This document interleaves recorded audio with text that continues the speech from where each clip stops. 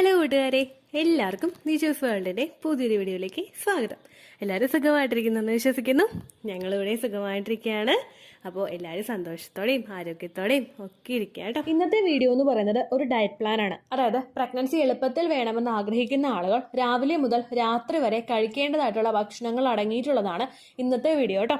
ഒരുപാട് പേര് diet plan ചോദിക്കുന്നുണ്ട്. PCOD ഉള്ളവർ, തൈറോയ്ഡ് ഉള്ളവർ, എന്തെല്ലാം കഴിക്കണമെന്ന് ചോദിക്കുന്ന ആളുകളുണ്ട്. അവർക്കൊക്കെ വേണ്ടിയിട്ടുള്ള ജസ്റ്റ് ഒരു വീഡിയോ ആണിത്. ഇത് നിങ്ങൾക്ക് ഫോളോ ചെയ്യണമെന്നുണ്ടെങ്കിൽ നിങ്ങൾക്ക് ഫോളോ ചെയ്യാം. ഓവറോൾ കാര്യങ്ങളെല്ലാം അടങ്ങിയിട്ടുള്ളതാണ് ഈ ഒരു വീഡിയോ എന്ന് പറയുന്നത്. അതല്ലെങ്കിൽ സെപ്പറേറ്റ് ആയിട്ടൊരു ഡയറ്റീഷ്യനെ കണ്ടിട്ട് നിങ്ങൾ ഡയറ്റ് പ്ലാൻ എടുക്കാനായിട്ട് ശ്രദ്ധിക്കുക കേട്ടോ.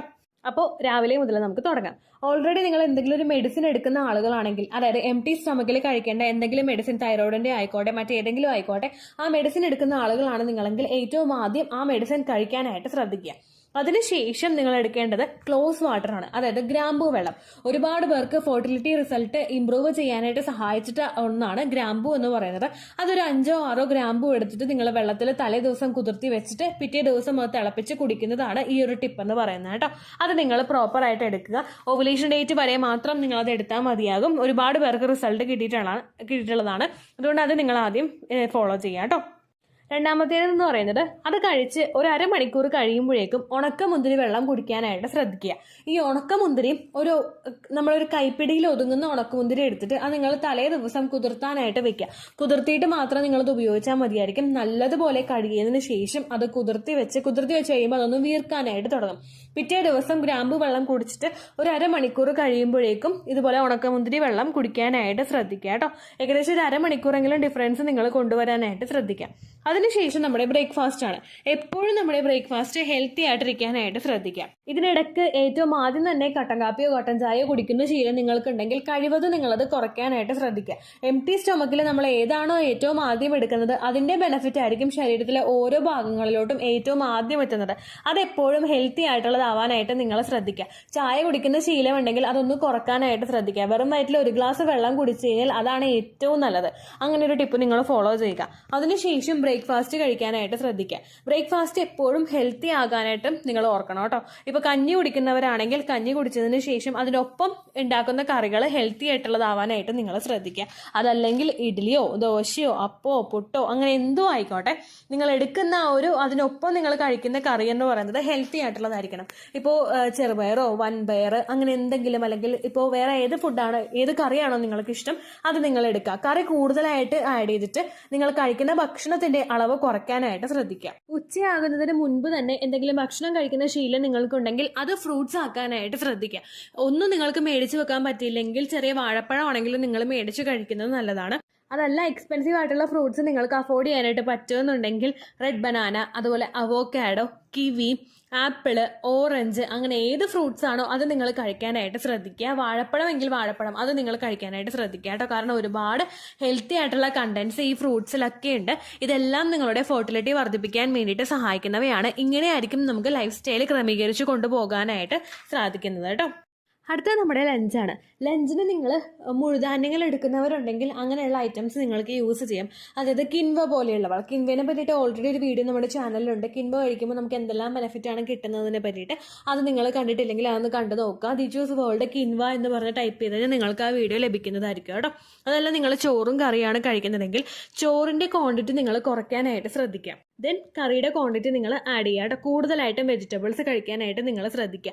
ഫിഷാണ് കഴിക്കുന്നതെങ്കിൽ നിങ്ങൾ ചെറു മത്സ്യങ്ങൾ കഴിക്കാനായിട്ട് ശ്രദ്ധിക്കുക. കൂടുതൽ വലുത് നമുക്ക് ഫെർട്ടിലിറ്റി ഇൻക്രീസ് ചെയ്യാനായിട്ട് അത്ര നല്ലതല്ല. കഴിക്കണമെങ്കിൽ പിന്നെ നമ്മൾ സാൽമൺ പോലെയുള്ള ഫിഷുകൾ കഴിക്കുന്നതായിരിക്കും നല്ലത്. അതല്ലാത്ത മത്സ്യങ്ങളൊക്കെ നിങ്ങൾ ചെറുതെടുക്കാനായിട്ട് ശ്രദ്ധിക്കുക. ഇനി വലിയ മത്സ്യങ്ങളാണെങ്കിൽ കൂടുതൽ പീസ് അതിൻ്റെ കഴിക്കാതിരിക്കാൻ നിങ്ങൾ പ്രത്യേകം ശ്രദ്ധിക്കണം കേട്ടോ. വെജിറ്റബിൾസ് എന്തെങ്കിലും ആണെങ്കിൽ, ഇപ്പോൾ ചെറുതായിട്ടൊരു വെജിറ്റബിൾസ് ആണെങ്കിലും പ്രിപ്പയർ ചെയ്ത് നിങ്ങൾ കഴിക്കാനായിട്ട് ശ്രദ്ധിക്കുക. ബീൻസ്, അച്ചിങ്ങ, അതുപോലെ കോളിഫ്ലവർ അങ്ങനെയുള്ള എന്തെങ്കിലും ഐറ്റംസ് നിങ്ങൾ കഴിക്കാനായിട്ട് ശ്രദ്ധിക്കുക. അതോടൊപ്പം തന്നെ നിങ്ങൾ ധാരാളം വെള്ളവും കൂടി ഈ സമയത്ത് കുടിക്കാനായിട്ടും പ്രത്യേകം ശ്രദ്ധിക്കണം കേട്ടോ. ഇനി നമ്മുടെ ഈവനിങ് ആയിട്ടുള്ള ടൈം, ഈവനിങ്ങിൽ കൂടുതൽ സ്നാക്സ് കഴിക്കുന്നവരാണ് എല്ലാവരും. നമ്മൾ ഒരുപാട് ആളുകൾ വറുത്തതും പൊരിച്ചതുമായിട്ടുള്ള ഐറ്റംസ് സ്നാക്സ് ആയിട്ട് ഉപയോഗിക്കാറുണ്ട്. അത് ചെറുതായിട്ടൊരു കട്ടൻ ചായ തിളപ്പിച്ചിട്ട് കപ്പ വറുത്തതോ അല്ലെങ്കിൽ വേറെ എന്തെങ്കിലും വറുത്തതായിട്ടുള്ള ഐറ്റംസ് നമ്മൾ പുറത്തുനിന്ന് മേടിച്ച് കഴിക്കുന്നവരാണെങ്കിൽ അങ്ങനെയുള്ള ശീലം നിങ്ങൾ ഉപയോഗിക്കുക. പുറത്തുനിന്ന് കഴിക്കുന്ന ഫാസ്റ്റ് ഫുഡ് മാത്രമല്ല, പുറത്തുനിന്ന് നമ്മൾ മേടിച്ചുകൊണ്ട് വരുന്ന പാക്കറ്റ് പലഹാരങ്ങൾ വരെ നിങ്ങളുടെ ഫെർട്ടിലിറ്റിയെ അഫക്റ്റ് ചെയ്യുന്നവയാണ്. ഒരുപാട് നേരം കുക്ക് ചെയ്തിട്ടുള്ള എണ്ണയിൽ ഇട്ടിട്ടായിരിക്കും പിന്നെയും റിപ്പീറ്റേറ്റീവ് ആയിട്ട് അവരിങ്ങനെ കുക്ക് ചെയ്തുകൊണ്ടിരിക്കുന്നത്. ആ ഓയിലൊന്നും ഫെർട്ടിലിറ്റി ട്രീറ്റ്മെന്റുകൾ എടുക്കുന്നവരെ സംബന്ധിച്ചിടത്തോളം നല്ലതായിട്ടുള്ള കാര്യമല്ല. അതുകൊണ്ട് കൂടുതൽ വറ പലഹാരങ്ങൾ കഴിക്കുന്ന ശീലം നിങ്ങൾക്കുണ്ടെങ്കിൽ അത് നിങ്ങൾ കുറക്കാനായിട്ട് ശ്രദ്ധിക്കുക. ഇനി നിങ്ങളുടെ വീട്ടിലുണ്ടാക്കിയതാണെങ്കിൽ നിങ്ങൾ കഴിക്കുന്നത് കൊണ്ടൊന്നും പ്രശ്നമില്ല കേട്ടോ, പക്ഷേ കൂടുതൽ കഴിക്കാതിരിക്കാൻ ശ്രദ്ധിക്കുക. ആ സമയത്ത് നിങ്ങൾ ഹെൽത്തി ആയിട്ടുള്ള ഐറ്റംസ് ആഡ് ചെയ്യാനായിട്ട് ശ്രദ്ധിക്കുക കേട്ടോ.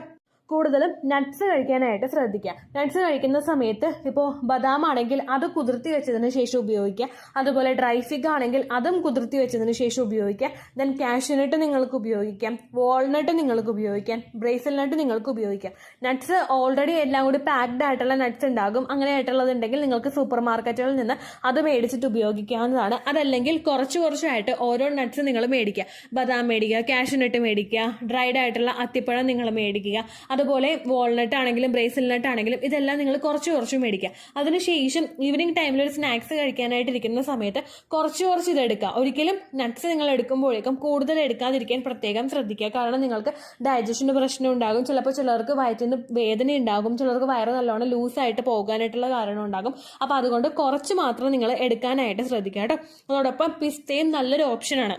പുരുഷന്മാരുടെ ബീജത്തിന്റെ പെർഫോമൻസ് വർദ്ധിപ്പിക്കുന്നതിനും നിങ്ങളുടെ ആ ഒരു ഗർഭസ്ഥ ശിശു വളർന്നു പോകുന്നതിനും നന്നായിട്ട് ഗ്രോത്തിൽ വളരുന്നതിനും ഒക്കെ സഹായിക്കുന്നതാണ് ഈ പിസ്ത എന്ന് പറയുന്നത്. അതും നിങ്ങൾ ഇൻക്ലൂഡ് ചെയ്യാനായിട്ട് ഈവനിങ് സമയത്ത് ശ്രദ്ധിക്കുക കേട്ടോ.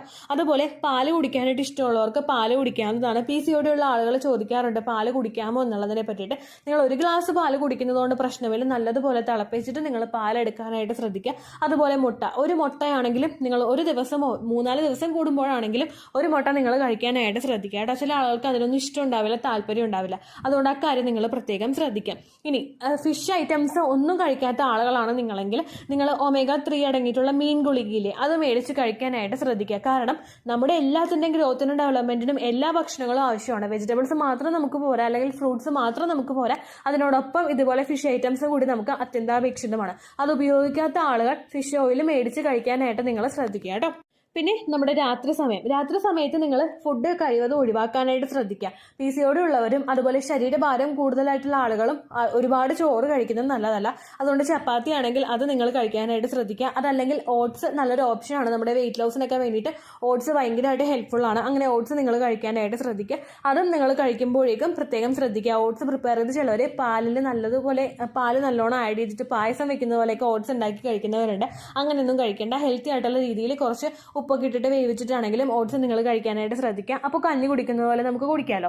അങ്ങനെ ഏതാണോ ഹെൽത്തി ആയിട്ടുള്ള രീതി ആ രീതിക്ക് നിങ്ങൾ ഉപയോഗിക്കാനായിട്ട് ശ്രദ്ധിക്കുക കേട്ടോ. ഇത് ഓൾമോസ്റ്റ് എല്ലാ പോയിന്റ്സും നമ്മൾ കവർ ചെയ്തിട്ടുണ്ടാകും. ഫെർട്ടിലിറ്റി ഇൻക്രീസ് ചെയ്യാൻ വേണ്ടിയിട്ട് നമുക്ക് എന്തെല്ലാം കഴിക്കാം എന്നുള്ള ഓവറോൾ എല്ലാ പോയിന്റ്സും ഇതിൽ ഇൻക്ലൂഡഡ് ആയിട്ടുണ്ട്. ഇതിൽ നിങ്ങൾക്ക് അഡ്വാൻസ്ഡ് ആയിട്ടുള്ള എന്തെങ്കിലും ഡയറ്റ് പ്ലാൻ വേണമെങ്കിൽ നിങ്ങളൊരു ഡയറ്റീഷ്യനെ കണ്ടതിന് ശേഷം മാത്രം അത് ഫോളോ ചെയ്യാനായിട്ട് ശ്രദ്ധിക്കുക കേട്ടോ. ബേസിക് കാര്യങ്ങൾ മാത്രമാണ് ഇതിൽ ഇൻക്ലൂഡഡ് ആയിട്ടുള്ളത്. PCOD ഉള്ളവരാണെങ്കിലും തൈറോയ്ഡ് ഉള്ള ആളുകളാണെങ്കിലും നിങ്ങൾക്ക് ഈ ടിപ്സ് ഫോളോ ചെയ്യാവുന്നതാണ് കേട്ടോ. ഇപ്പോൾ സ്നാക്സ് എടുക്കാൻ പറയുമ്പോഴേക്കും ഓരോ ദിവസവും ഈ നട്ട്സ് തന്നെ കഴിക്കണമെന്നില്ല. അതിന് പകരമായിട്ട് നമ്മുടെ മധുരക്കിഴങ്ങ് ഉണ്ടല്ലോ, മധുരക്കിഴങ്ങ് നല്ലൊരു ഓപ്ഷനാണ്. അത് നിങ്ങൾ കഴിക്കുന്നതും അതുപോലെ നിങ്ങൾ പയറുവർഗ്ഗങ്ങളൊക്കെ മുളപ്പിച്ചിട്ട് കഴിക്കുന്നതും ഒക്കെ ഫെർട്ടിലിറ്റി ഇൻക്രീസ് ചെയ്യാൻ വേണ്ടിയിട്ട് സഹായിക്കുക കേട്ടോ. ഇത്രയേ ഉള്ളൂ വീഡിയോ. യൂസ്ഫുൾ ആയി കാണുമെന്ന് വിശ്വസിക്കുന്നു. യൂസ്ഫുൾ ആവുന്നുണ്ടെങ്കിൽ ലൈക്ക് ചെയ്യുക, ഫ്രണ്ട്സിനൊക്കെ ഷെയർ ചെയ്ത് കൊടുക്കുക കേട്ടോ. എന്തെങ്കിലും സംശയം ഉണ്ടെങ്കിൽ നിങ്ങൾ കമൻസിൽ ചോദിക്കുക. പണ്ടത്തെ വീഡിയോയ്ക്ക് കമൻസ് ഇടുന്നവർക്ക് റിപ്ലൈ ലഭിക്കുന്നില്ലെങ്കിൽ ലേറ്റസ്റ്റ് ആയിട്ട് ഞാൻ ഏത് വീഡിയോ ആണ് അപ്ലോഡ് ചെയ്യുന്നത് അതിന് താഴെ കമൻറ്റ് ഒന്ന് കോപ്പി പേസ്റ്റ് ചെയ്യാനായിട്ട് ശ്രദ്ധിക്കുക കേട്ടോ. അതുപോലെ ഓവുലേഷൻ ഡേറ്റ് കാൽക്കുലേറ്റ് ചെയ്ത് തരാനായിട്ട് റിക്വസ്റ്റ് ചെയ്യുന്ന ആളുകൾ എത്രയാണോ സൈക്കിൾ ലെങ്ത് അത് മെൻഷൻ ചെയ്യാനായിട്ട് ശ്രദ്ധിക്കുക. സൈക്കിൾ ലെങ്ത് എന്നതുകൊണ്ട് ഉദ്ദേശിച്ചത് ഓരോ മാസവും എത്ര ദിവസം കൂടുമ്പോഴാണോ ബ്ലീഡിങ് വരുന്നത് അതാണ് സൈക്കിൾ ലെങ്ത്. കഴിഞ്ഞ മാസം ഒരു 8-ാം തീയതിയാണ് ബ്ലീഡിങ് ആയതെങ്കിൽ ഈ മാസം 6-ാം തീയതിയാണ് ബ്ലീഡിങ് ആയതെങ്കിൽ കഴിഞ്ഞ മാസം 8-ാം തീയതി മുതൽ ഈ മാസം 6-ാം തീയതി വരെ എത്ര ദിവസമുണ്ടോ അത് കാലണ്ടറിൽ എണ്ണി തിട്ടപ്പെടുന്നതാണ് നിങ്ങളുടെ സൈക്കിൾ ലെങ്ത്. സൈക്കിൾ ലെങ്ത് നമ്മൾ കൃത്യമായിട്ട് കാൽക്കുലേറ്റ് ചെയ്യുകയാണെങ്കിൽ ഓവുലേഷൻ ഡേറ്റ് എളുപ്പത്തിൽ കണ്ടുപിടിക്കാൻ വേണ്ടിയിട്ട് ഒരുപാട് ആപ്ലിക്കേഷൻസും ഒരുപാട് ഓൺലൈൻ ആയിട്ടുള്ള വെബ്സൈറ്റുകളും ഇന്ന് നമുക്ക് അവൈലബിൾ ആണ്.